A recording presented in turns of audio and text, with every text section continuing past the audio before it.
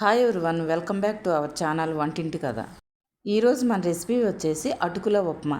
అటుకుల ఉప్మాకి కావాల్సిన ఇంగ్రీడియంట్స్ అండి: తాలింపు దినుసులు, జీడిపప్పు, వేరుశెనగ గుళ్ళు, సన్నగా కట్ చేసుకున్న ఉల్లిపాయ ముక్కలు, 1 కప్పు అటుకులు.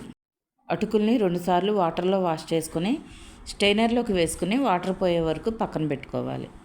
ఇప్పుడు స్టవ్ మీద కళాయి పెట్టుకొని 2 టేబుల్ స్పూన్స్ ఆయిల్ వేసుకోవాలి.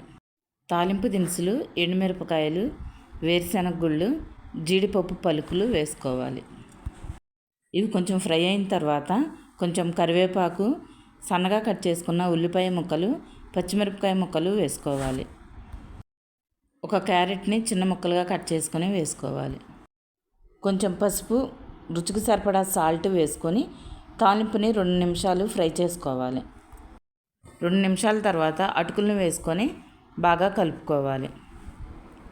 అటుకుల్ని బాగా కలుపుకొని మూత పెట్టుకొని 5 నిమిషాలు కుక్ చేసుకోవాలి. అంతేనండి, ఎంతో టేస్టీగా ఉండే అటుకుల ఉప్మా రెడీ అయిపోయింది. సర్వింగ్ ప్లేట్లోకి తీసుకుని సర్వ్ చేసుకోవడమేనండి. If you like this video, please do like, share and subscribe to Vantinti కథ.